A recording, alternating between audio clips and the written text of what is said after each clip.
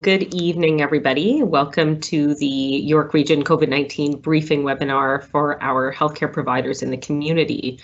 Thank you, everybody, for joining. I know it's a little bit later in the evening, but hopefully that allows for more participants to join in. So I see people may still log on as we go on, but thank you, everybody, for being able to be here. I'll go through a couple of logistics and then we will get right into it. So to begin, my name is Dr. Fareen Karachuwala. I'm one of the Associate Medical Officers of Health for York Region. And joining me today is Dr. Richard Gould, who is also an Associate Medical Officer of Health for York Region. And he has primary portfolio at this current time is vaccine rollout. So he is here to help answer any questions, and I'll go through how one can pose a question during a webinar as well. So hopefully we'll have lots of time for discussion. We have just about till 6 o'clock today.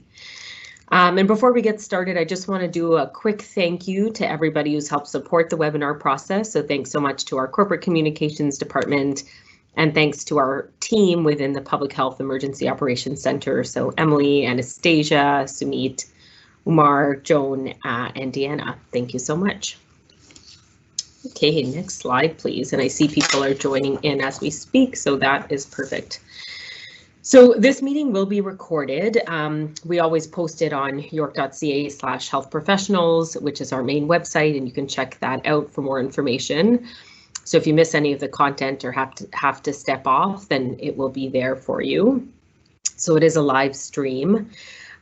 You can answer or you can ask any questions. I'll show you a screen later, but there is a chat function and a Q&A. So feel free to type things in there. I will be monitoring along with everybody else on the team. So that we'll try to answer questions as they come in, and there'll definitely be some time at the end to answer. Not everybody will be able to see all of the questions that are asked. It'll just be ourselves seeing them, but we'll try to get to all of them, read them out, and anything that we don't get to, we typically compile and send out after in written format as well. So next question, or next slide, please. Okay, and this is what it looks like. So you can see the live event Q&A that you can just click on, and you can type your question and then press send. And like I said, we will be monitoring this, and I'll try to take as many as possible as we go. I'm sure this is, a time where people have lots of questions. There are updates coming down the pipeline as we speak. So a big announcement from NACI today about AstraZeneca, which we will talk about. So I imagine there'll be lots of questions about that. Okay, next slide, please.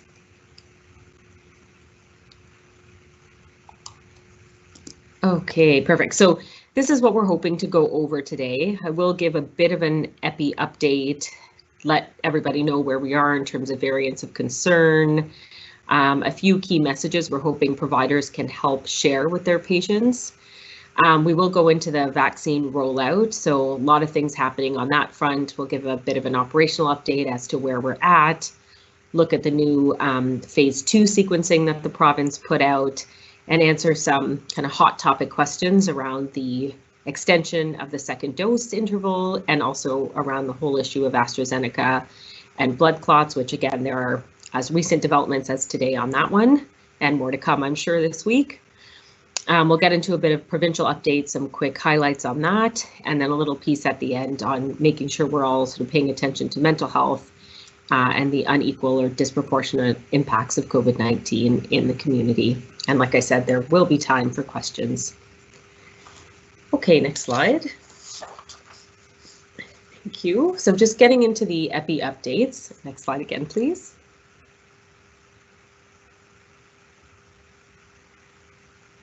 So just to highlight the EPI curve here in York Region, and this is all available on our website, so york.ca/COVID-19 if you want to take a look at it.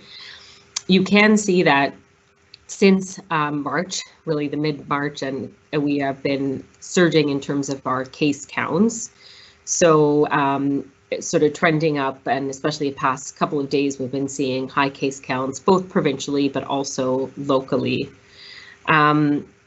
You will note, so I'll just let you know about some of what we track in terms of our recovery measures. So our 7-day average right now is around 235, so quite a bit higher than it was even a couple of days ago. Reproductive number is just over 1. Our percent positivity is around 6%, and rate per 100,000 is 125 per 100,000, so trending upwards. Next slide, please. Okay, perfect. So I do want to spend just a moment talking about the variants of concern. As of right now, they represent about, I think the most recent figure I heard was about 62% of the cases in York Region. We have seen some projections saying that sort of by next month's end will be about 90 to 100% of all the cases in York Region. The predominant strain being the UK variant. We have, as you can see on the screen, about 2,700 variant cases in York Region. The large portion are the B117 or the UK variant. Right now, and these are all obviously subject to change as things go on, and there is a bit of a delay in typing them. But currently we have 2 South African variants in the community and 14 Brazil variants. And we're seeing variant of concern outbreaks in our schools, in our institutions as well, so long-term care, retirement homes, workplaces, and general community cases as well. Now, this may not impact people too much, but for those who might be working at a COVID assessment center or the like, there has been a change in the lab algorithm. So we're actually hoping this will result in us being able to detect some of these lineages quicker. So now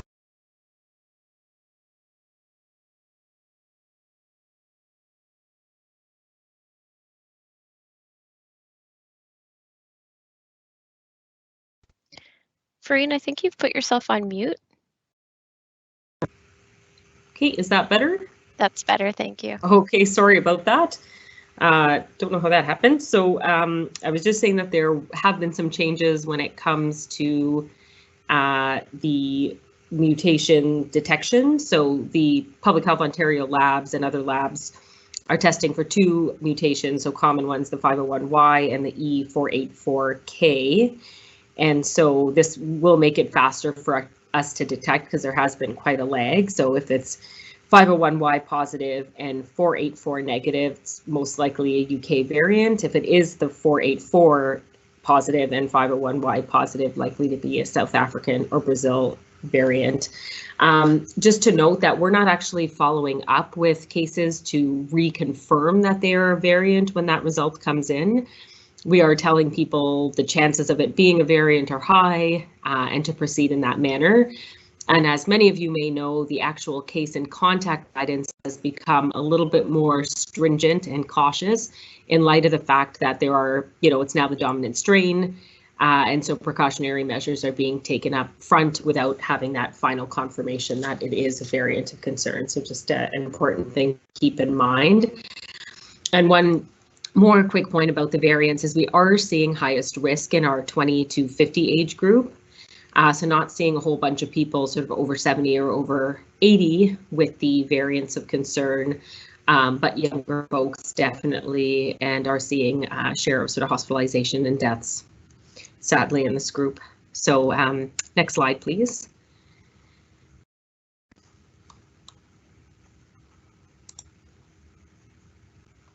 Great, thank you. So it is a good reminder that we need everybody to help reinforce some of our messaging. So York Region is in the red zone right now, and there's quite a few provisions. The link is there on the website in terms of looking up what's changed between the red and the gray, and there has been some recent updates even over the past week or so. But what we're really encouraging people to do is limit contact with folks outside of their household. We are still seeing a risk in people going to essential workplaces, of course, and being out and about. So really encouraging people to spend time outdoors, adhering to the public health advice, whether or not they received a vaccine. We really need people's help in promoting that message as much as humanly possible. And we know there are quite a few religious and cultural holidays that are upon us at this time of year. So really helping to message that out where you can to friends and family, to your patient groups would be extremely helpful from our end. Next slide, please. So I do want to make mention that, there's been a lot of talk about the updated CDC guidance. And they have, obviously the US is in a much different position than us when it comes to proportion of their population vaccinated and all of that. So they have adjusted a little bit when it comes to indoor gatherings with 2 people who have been vaccinated, but they do still maintain that when out in public, people should be wearing their face coverings, respecting distancing, hand hygiene, all the rest. And so in Ontario and Canada-wide, really, we're not at the point where any of this has been relaxed. So it's important that people, whether or not they've gotten a vaccine dose or doses, that they continue to follow public health advice. And like we said, the younger populations, of course, are not yet immunized. I'll show the proportion of different age groups that have been immunized so far in York Region. But we're not at the point of herd immunity, of course. It's still a little bit of time to get there. And there is still growing evidence around the impact of vaccines on asymptomatic infection, though it looks promising, and transmission. So, and there is obviously a time lag between getting a vaccine, now with the delayed interval as well.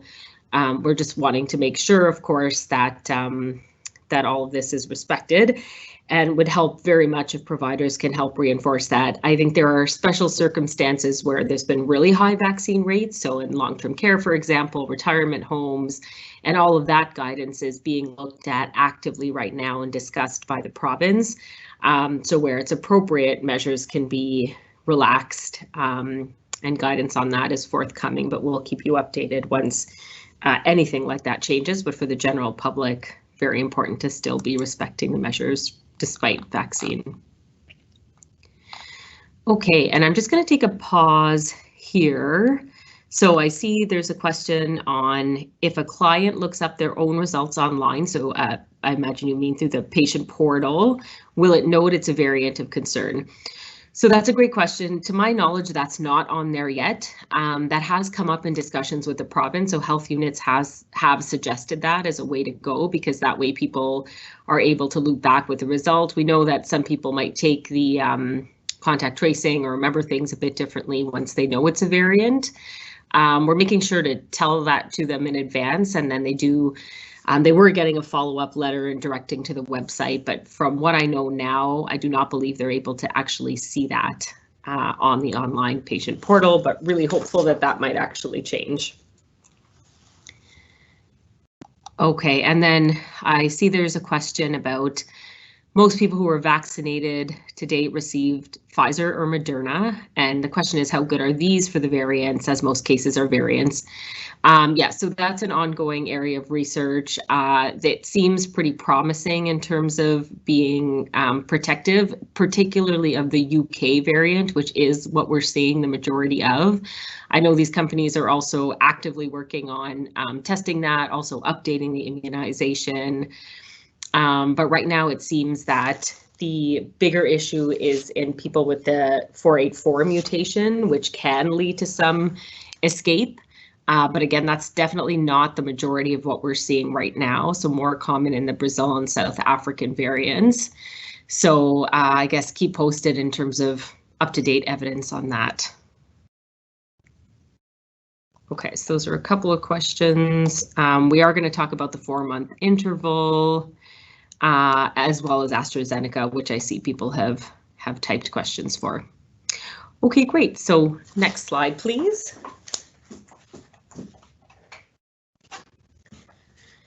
So on to the vaccine updates. I'm just going to give a snapshot to share where we're actually at in York Region when it comes to vaccinating different groups and subgroups. So in general, we've had quite a few doses administered, over 100,000. And actually this represents around 10% of the York Region population. Ontario-wide, they vaccinated close to 13% of the Ontario population. You can see the breakdown in different age groups. So we're making really, really good progress when it comes to our 80 plus. So almost 80% of them have been vaccinated, almost 2/3 of our 75 to 79, and just about a fifth of our 70 to 74-year-olds. And we, of course, have vaccines booked through to this week. And so those numbers will just go up as supply and all this gets rolled out.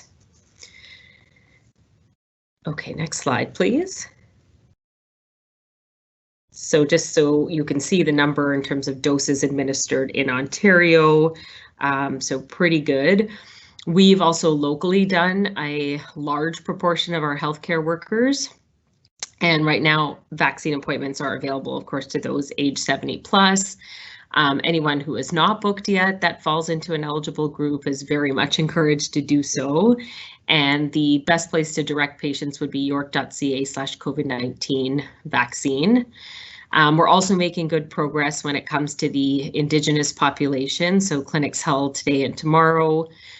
We have mobile teams going out to vaccinate our homebound clients as well, because we know people have challenges getting into some of the static vaccine sites.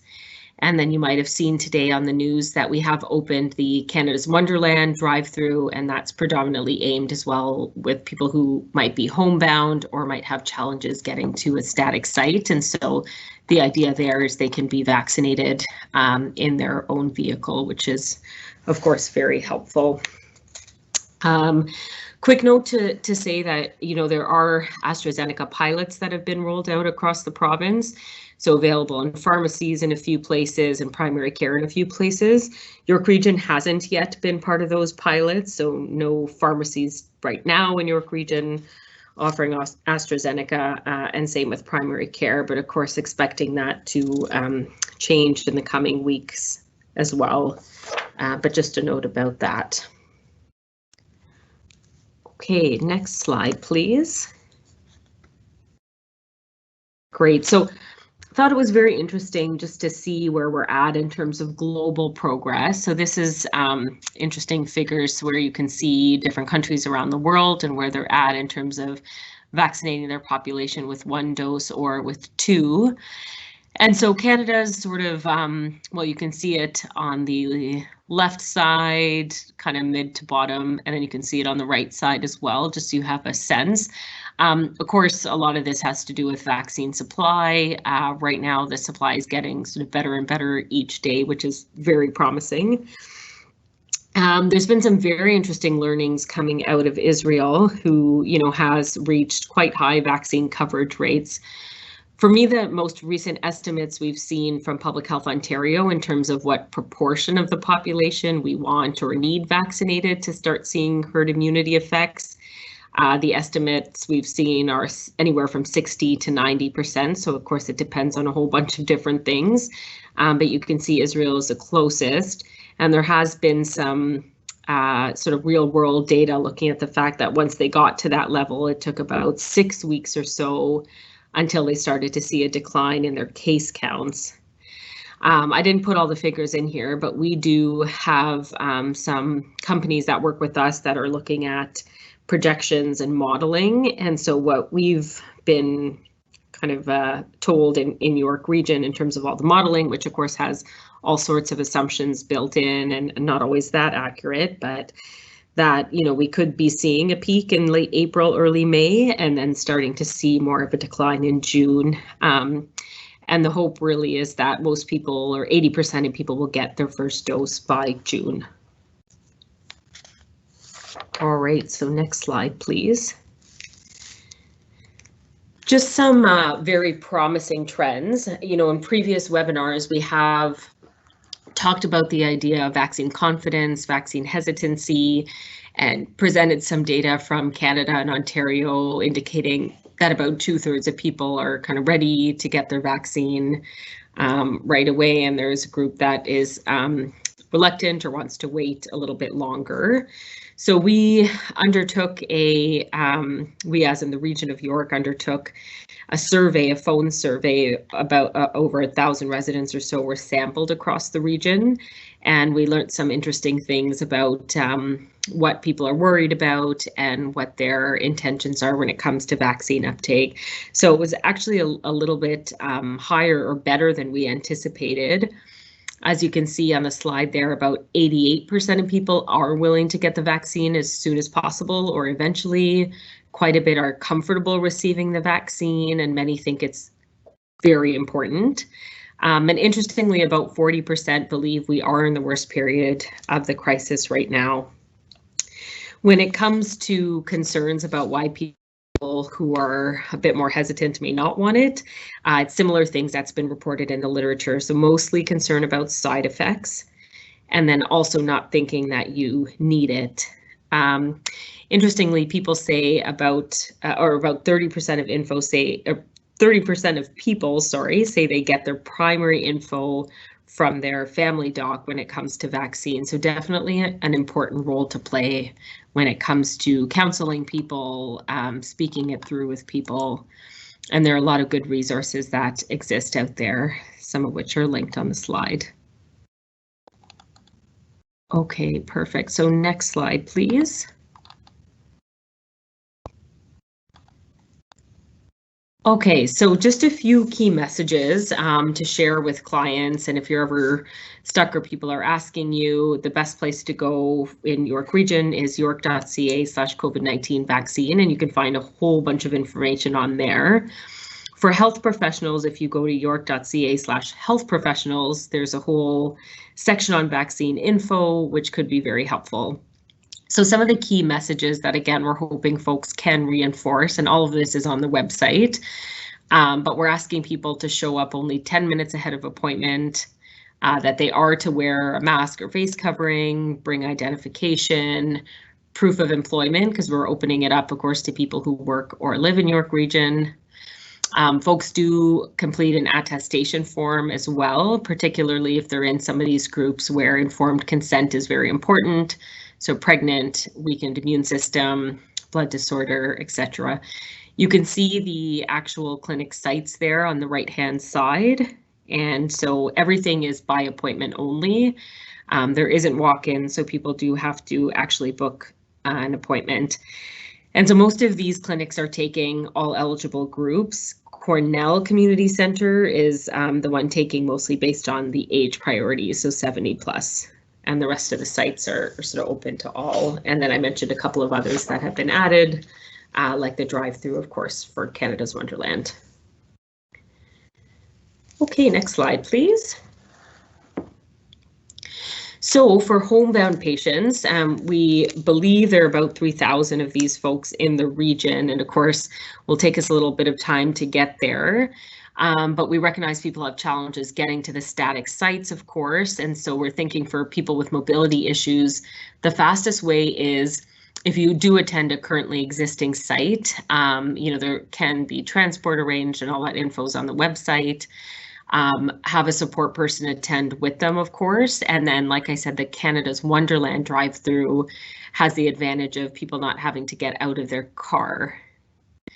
There is a definition of homebound on the screen there, so you can just take a look at what it looks like. I won't read that all out, but anyone who meets that definition and they're receiving home care, so through the LHIN or hospital or another agency, we do have their info, and so we're reaching out to them and trying to mobilize with the more mobile teams.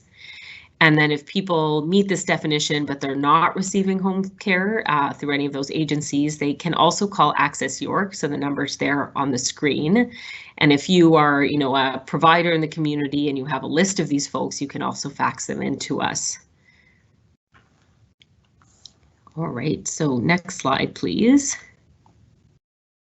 I'm just taking a quick scan through the questions, lots about AstraZeneca. I will definitely get there. And second doses. Okay, perfect. So yes, I just wanted to point out what the phase 2 sequencing looks like. This has been released by the province not too long ago, so it further specifies kind of the timelines associated with different priority groups in phase 2 and what the primary versus secondary priority is all within phase 2. So you can see, we have started in some of this, of course, already. In York Region, we are with the over 70s, so you can see that's ahead of the schedule. And then again, primary priority will be people with high-risk health conditions, and they've broken that down into 3 different categories. So I will show you a chart as to what kinds of conditions fit into what. And then all this is available, of course, on the ministry website and our own website. We will be doing the high-risk congregate living settings, so a whole bunch of different types of facilities, shelters, things like that fit into this category. And then hotspot communities as well, so places where there is established high transmission, high positivity rates, and some vulnerabilities as well. And then you can see the second priority of phase 2, which is anticipated to begin in June, but different places will be ahead of schedule likely. And these would be categories of essential workers who can't work from home. So next slide, please. Just to get a sense, I'm not going to obviously read this all out, but the health conditions are further prioritized into highest risk, high risk, and at risk. And you can get a sense of what's in these conditions. And so the ones that people would be starting with, of course, are the organ transplant, neurological diseases, malignancy, hematological malignancy, and kidney disease. Okay, great. So next slide, please. I did want to quickly highlight just who's in Group 1 and Group 2. So we do get a lot of questions, of course, about essential workers, and the intention is Group 1 is to go before Group 2, but you can get a sense just on the screen as to who fits into what. And I know our education workers we get a lot of questions about that. So that would be Group 1, Phase 2. Okay, great. So next slide, please.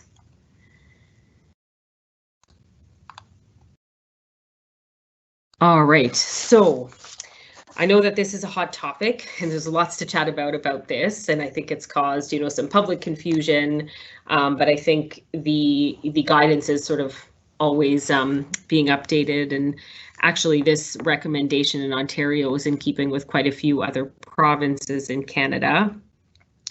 So at the start of March, NACI did extend the guidance to say that second doses could be extended up to 16 weeks. So this is about a 4-month period.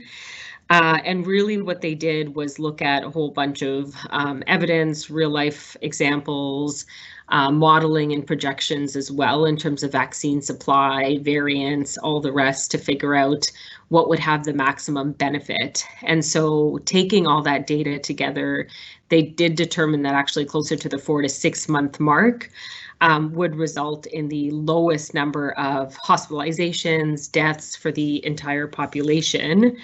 And the idea there being that the quicker you can get most people covered with 1 dose, and again, the idea is that 80% of people would get 1 dose by June. That's going to have a huge impact in terms of system capacity, in terms of hospitalizations, deaths, and the like. This also generally follows principles of vaccinology, right? So typically speaking, extending an interval is much less problematic than reducing an interval or doing it too early.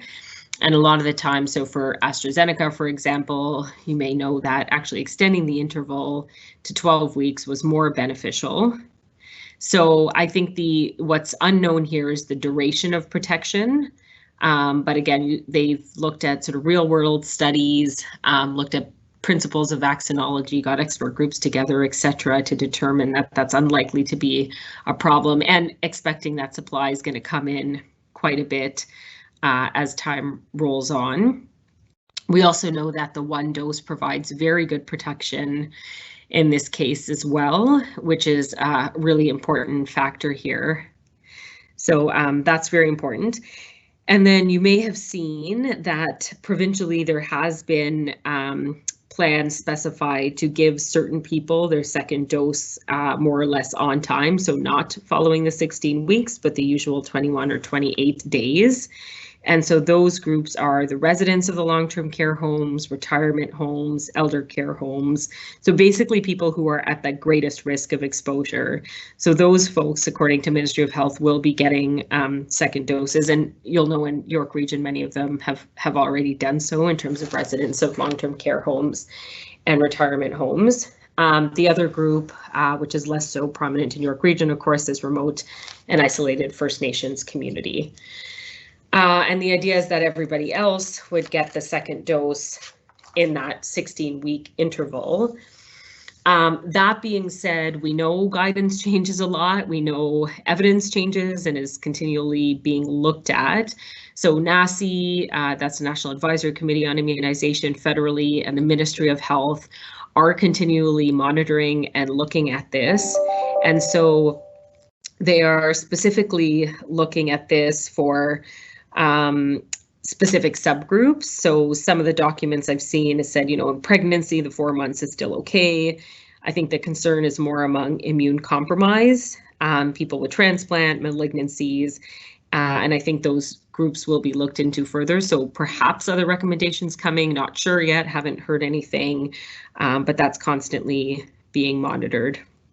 The UK did this. I believe they extended to 3 months, and then there's a whole bunch of other provinces, like I said, BC, Quebec, they've also done it. And in looking at kind of that real world data, there wasn't any indication of decline of effectiveness at the sort of 3-month mark. So that's that, and I will monitor for questions, because I know it's definitely been a point of confusion, and really helpful, again, if folks are able to help explain to their client groups. And next slide, please. Yeah, so these are some very helpful resources if you want to read a bit more about it. I have some key messages just to get an understanding of some of the modeling as well that was involved in that NACI decision. Okay, and I'm just going to take a quick pause. Okay, so I'm just going to answer one question, and hopefully that. So I see if someone is an essential caregiver for someone in long-term care, but initially hesitant to get the vaccine and now they want it, can they get it now? Yes, so anybody that was eligible, even if we've moved on to some other subgroups, they are still always able to book and should be able to book through any of the static sites. We're also, kind of making attempts for if there are groups of workers at particular homes that are now more ready to get it, trying to go back and get that arranged, but that's kind of home dependent and facility by facility. But yes, people should be able to book even if we've moved on to another priority group. Okay, and I do see a few operational questions around. So a group of medical doctors had their first shots in early February, and they do have appointments for this week, but these haven't been canceled and they're not able to confirm. So we're going to have to take that to our operations folks. I don't know offhand what the process is. I thought everyone was getting an auto rebook. I'll just pause to see if Richard has anything to add to that. It is very operational, so if not, we can definitely raise this and pass it on to the team that's looking at all of the booking. I think it'd be better to double check. Yeah, we'll double check because there was a kind of a date cutoff around when we would continue with the second dose as booked. So we'll check on that and get back and answer that later. Perfect. Thanks, Richard. That's great. And then I see a question about what about frail elderly above 80 receiving personal home care? Shouldn't they get their vaccine dose on time, not at the 4-month mark? Yeah, so I think there's a lot of groups, like I said, or a lot of subgroups where this is being looked into. Right now, what we know is the province has said it's the long-term care retirement home, elder care, and remote First Nations communities. I'm not sure if guidance will change when it comes to home care or others over 80. But I imagine that's being sort of actively discussed and looked at. But we're sort of bound, of course, by following provincial guidance. So right now, that's not what I've seen in terms of elderly and homebound. And like I said, some other groups are also in this category that may benefit, and the evidence is being monitored. So immune compromised, people with transplants, etc. And then I do see a question as well. Or maybe I'll just dismiss these as I go. Sorry. Yes, so what is the protection after one dose of Pfizer or Moderna? So the estimates I've seen on this are 92% in terms of protection after one dose. I think the duration piece is what's in question. And then I'll just pause to see if Richard has anything to add to that, and hopefully that was all correct, but feel free to add on, Richard, if I missed. Nope, that's about right. I think the latest in the above 80 was around 80%. Protection after the second dose, but yeah, it's not kind of 80 to 90%, and the duration, well, we don't know yet.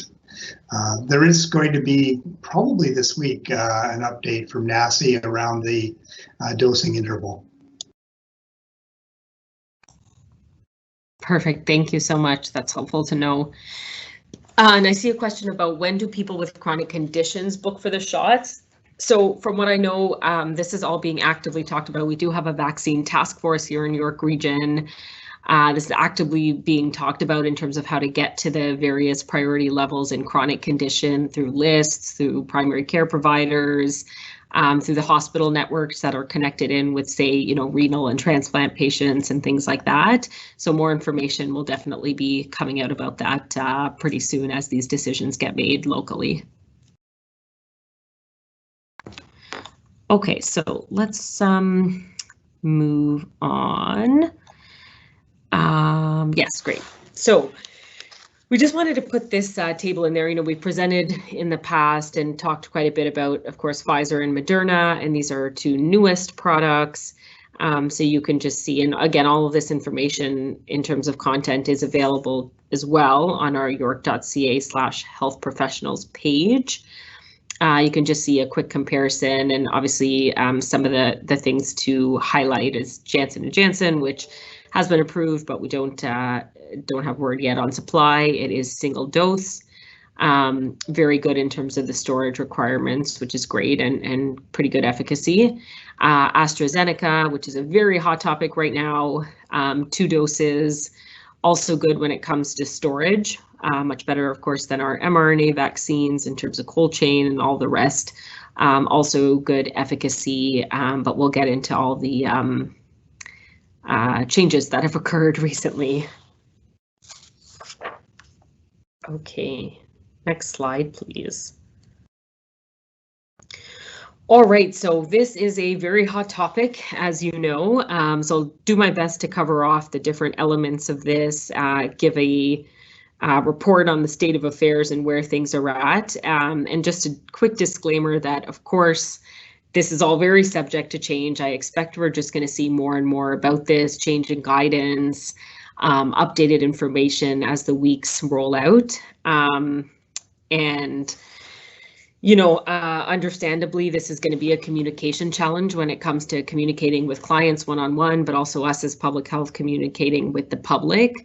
And yes, may have impact on things like vaccine confidence. So we'll obviously do our best to try to put accurate and up-to-date messaging out there, and recognizing that things and guidance do change over time. So I guess a bit of a timeline on this. So at the end of February is when Health Canada authorized the AstraZeneca vaccine. And then you'll know that at the start of March is basically when some European countries started suspending the use of AstraZeneca, based on the whole idea of the blood clots, which I'll get into. Most of these countries have since reversed their decision, and actually the European medicines agencies recommended reversing it, and actually said that the benefits outweigh any risks. Now, I think it's important to talk about what outcome we're looking at. So in terms of the reviews, the evidence, everything that's been looked at to date by, you know, a range of different agencies, NACI included, Health Canada included, is that when it comes to the overall risk of thrombosis, so sort of general like DVT, pulmonary embolism, There doesn't seem to be a difference in baseline risk. So observed and expected rates tend to be the same. What is coming through as what looks like an association, not sure if it's a cause, but an association, is this outcome of VIPIT, which is vaccine-induced prothrombotic immune thrombocytopenia. So sort of having the low platelets in addition to the thrombotic events happening, kind of like a HIT type scenario. And it could present with more cerebral, so CVST type signs as opposed to the kind of general. So some of the features of this syndrome, VIPIT, which is what it's being called now, is that it happens about 4 to 16 to 20 days after vaccination, is associated with low platelets as well.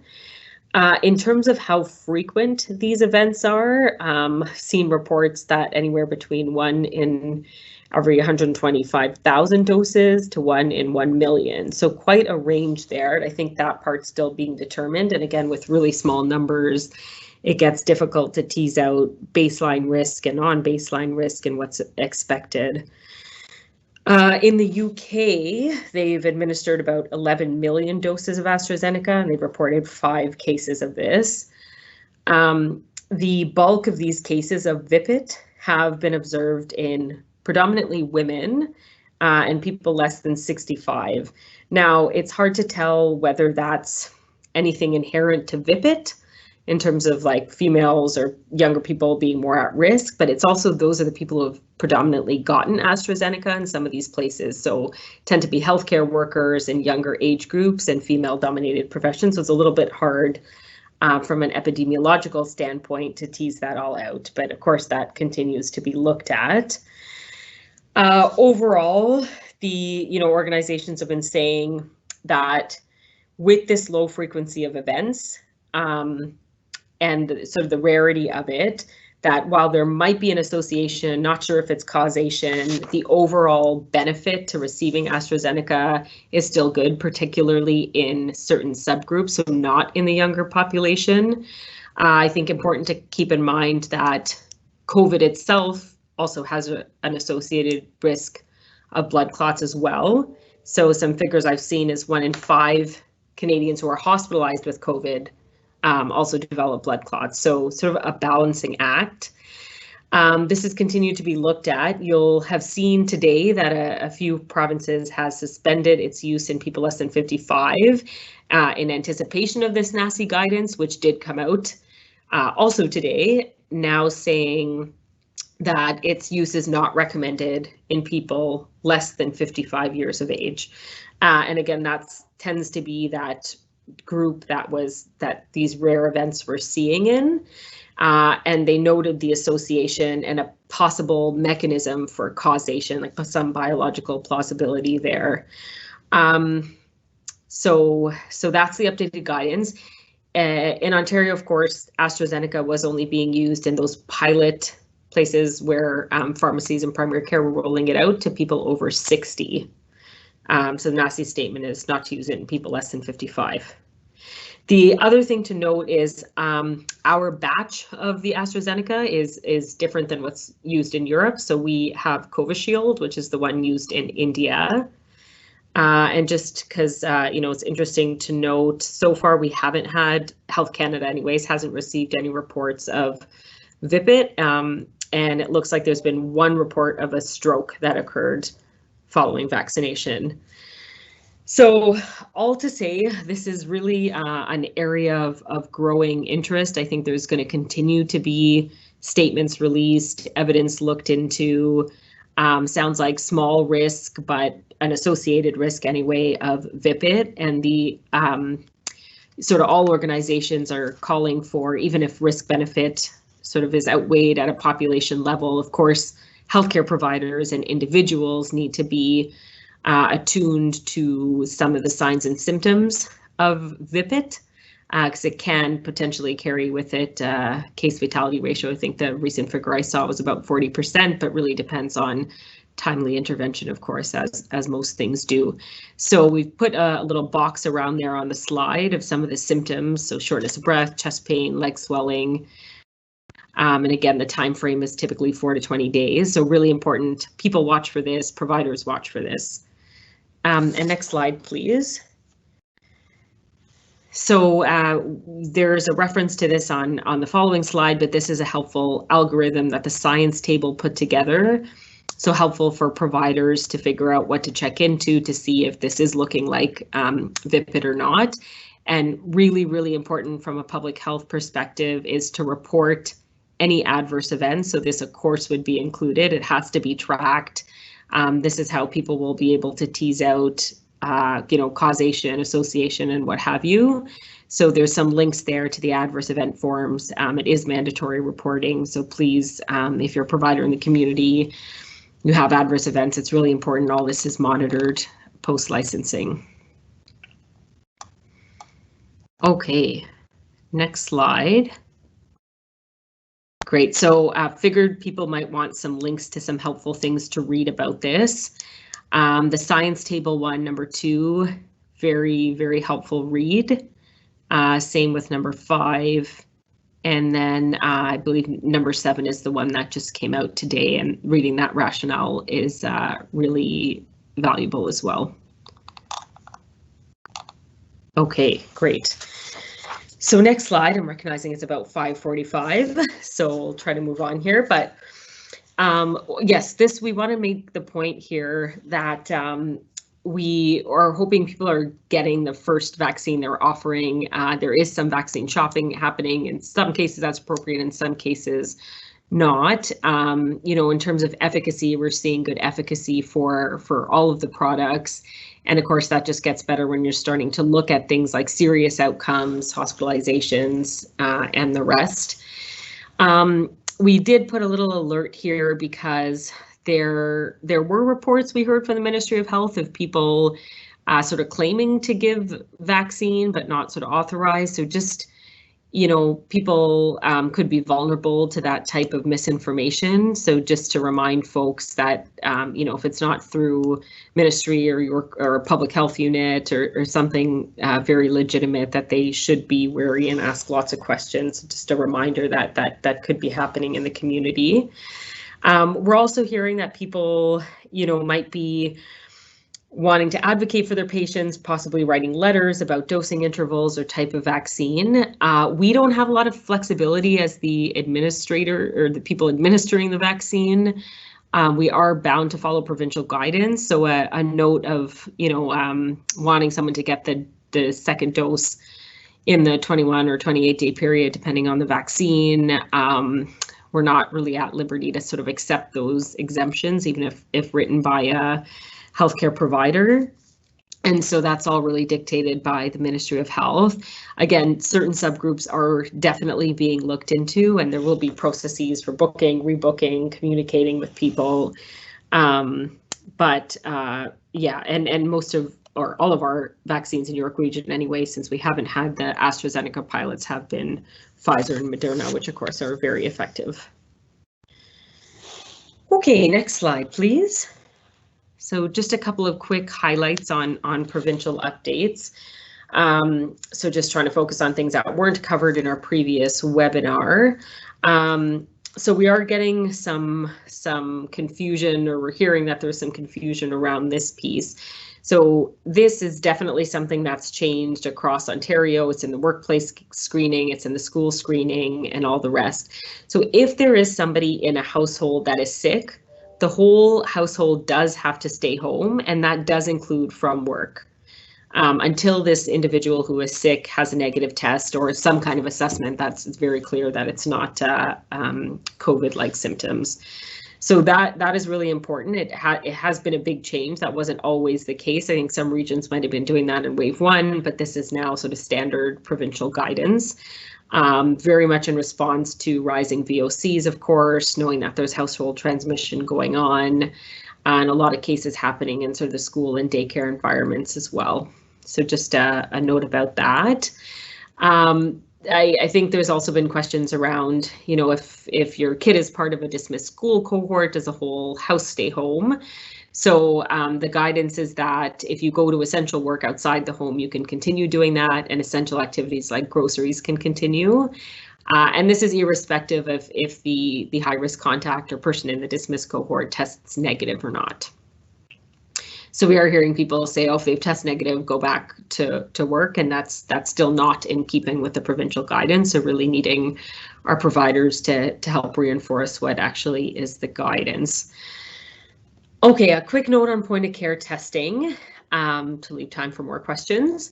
So just the note here is that we will be seeing this used quite a bit more. So there's a lot more settings where it's going to be rolled out in things like at-home testing, where it's supervised virtually by a healthcare provider, take-home saliva, things like that are all being explored. So that may have an impact on quality if there's a bit less regulation around that, but also access to testing, which could be a very good thing, particularly for certain sectors. So just to note that if you do see positives on this, that is still reportable to public health. Depending on the type of rapid test, it's either a positive or a preliminary positive, and some need parallel testing. There is an algorithm on the next slide and a link to a document that you can check that all out at. And just to know, some of the rapid antigen testing we're still not using when there's a high suspicion. So if you've actually, had an exposure or are a probable case symptomatic with a high risk exposure. Okay, next slide, please. So this is the flow chart I was talking about. You can see the differences between if it's a rapid antigen or rapid molecular test. I'm not going to go into too much detail. I think parts of this were covered in a previous webinar, but really the point here is we're going to see that rolled out quite a bit more in, I'm sure, the coming weeks and months. Okay, next slide. So I'm going to run through these in just a couple of minutes, important to highlight, and then we'll make sure we get to more of these questions. And to note that we will, we tend to compile these and try to get to everyone, even if it's not answered on this exact webinar. So I think it's, pretty common knowledge that a lot of folks have had their mental health impacted throughout the pandemic. I just want to make providers aware. We've presented this before, but just draw your attention as well to some of the supports that are available in York Region. So there's a link there to our health professional page, and there's quite a bit of topics on mental health as well. So just very important to pay attention to that in the client population base. Okay, next slide, please. We have gotten quite a few questions around the equity piece and the data that we're seeing in York Region. And just like our neighboring jurisdictions, so Toronto, Peel, I have seen some provincial data on this. The same trends are occurring in York Region. Data quality is not the greatest because we have quite a few missing responses. But since July, we have been asking all of our cases around things like income, race, household size, and we're seeing very similar trends at a high level to other areas. So are seeing some disproportional representation among racialized groups. Like I said, this is not new. Peel, Toronto, provincially, that's been seen for sure. We are seeing more representation in larger households, which of course is not surprising. So more people that live in a household, of course, transmission is more likely. Our income data is not that great because that's the field that most people tend not to want to answer. We have been collecting both qualitative and quantitative data and really targeting the response accordingly. And this has been big in the vaccine rollout when we're talking about, areas of hotspot transmission, which have some of those vulnerabilities built in, but also the mobile type of outreach that we are doing. And just in case people don't know, there was a funding announced, I believe it was more like December, January from the province with this high priority community strategy. So a few health units were chosen for this, York Region being one, and there is hotspots identified pockets in Vaughan and Markham. And so we do have two great lead agencies, the Vaughan Community Health Center and Care First in Markham, that are helping sort of do some targeted interventions, targeted testing, helping with the vaccine rollout in some of those priority neighborhoods. Okay, so next slide. Almost done, and sorry for talking really fast here. Just this is more for reference, just a place where you can find a whole bunch of different supports. And then next slide again. Yes, we did send out a fax about this, but there are some really useful tools that you can use with your clients, and they're specific to social care in the era of COVID-19. So asking about things like income supports. People are not necessarily maximizing the benefits and financial supports that are available to them. And of course, we know those things have a very, very large impact on health and its distribution. Okay, next slide, please. I think that brings us to the end. So I'm going to pause there and do a scan of the questions and see how many we can get through before the next 6 to 7 minutes. Okay, and I see Emily has answered a few, which is great. Okay.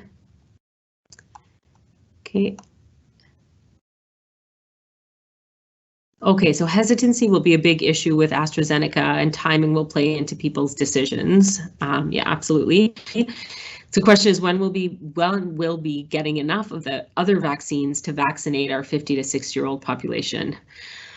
Okay, so I'm not sure. We do have a pretty steady supply of both Pfizer and Moderna coming in, and the allotments are expected to just grow. I definitely don't have a timeline in terms of enough for looking at that 50 to 60-year-old population.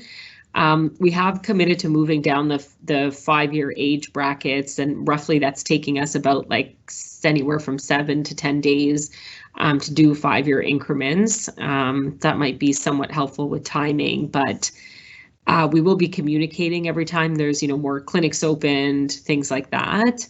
And like I said, supply is just getting better, but don't have an exact time frame on that. Okay, so you mentioned an asymptomatic person must stay home until contact in the house tests negative. I thought that an individual can test positive for up to 3 months post-infection. Yeah, so if you've tested positive in the past, then yeah, definitely the tests are very sensitive. You could test positive, just picking up the dead remnants of the virus 3 months, 4 months post-infection for sure. This is more in the context of you have someone in your home that's a high-risk contact or part of a dismissed cohort. The whole home stays. The whole household stays home from school and childcare, and that's duration happens regardless of whether that contact tests negative or not. Hope that clears it up. Okay, so and then there's some other questions. Yeah, so there's questions about interchangeability of the vaccine. So can one replace another type of COVID vaccine if we ran out of available vaccines? So right now what I've seen is the guidance is saying, there isn't that interchangeability. You stick with the dose you've had. I'm not sure if anything will get updated on that, but right now that's not the advice in terms of using another one. And I don't believe that supply issues for Pfizer or Moderna are expected. When is AstraZeneca predicted to arrive in primary care offices in York Region? Don't have a good timeline answer to that question. I imagine it's not too far off. I know the pharmacies are wanting to move quickly on this, and so is primary care. I'll pause to see in case Richard, you have a more specific answer to this, but I don't have a timeline. No, we're still waiting. It should be maybe in a week or two, but we don't know for sure. Thanks. Yeah, so sometime soon. And that would be actually probably first to pharmacies. We don't know about for primary care. Right, exactly. Pharmacists moving potentially faster. Yes, thank you.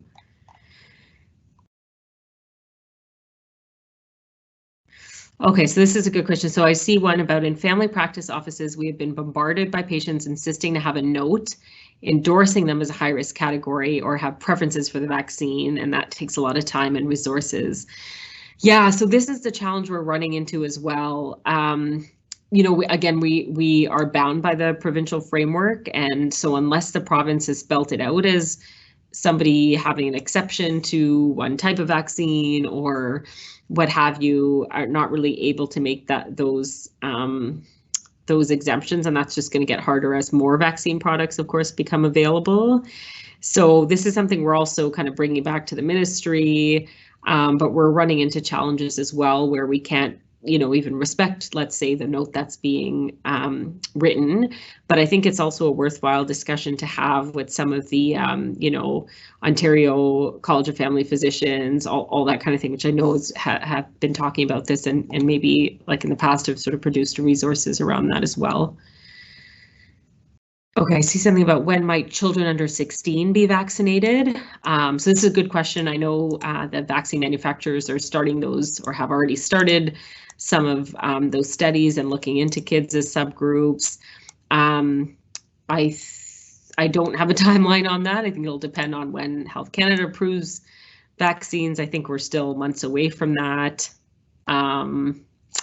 But yeah, imagine it is something that will happen with time. Okay, some of these are individual type questions. Okay, so just scrolling through. All right, so I see we're at about 6 p.m. So I'm going to stop there. We do still have quite a few questions, so we will try to get to all of them, like I said, in writing. We do have future webinars coming up, of course, try to have one once a month. So thank you everybody for coming out and spending your evening with us, and hopefully that was helpful and informative. If you have any suggestions about future webinars, things you want to see, please do type them into the box. We always ask people if they have a second before they sign off to just, if you could give us a bit of a rating out of 10, you know, if you learned something new, would come back again. Generally out of 10, that would be really helpful, or any comments of if this was helpful, what's not, what might be. We have further questions, so we will send those out, but just general feedback, especially around timeline or timing of the webinars, would be helpful. Okay, well, I've done a lot of talking, so I'm going to stop there. Thank you very, very much for attending.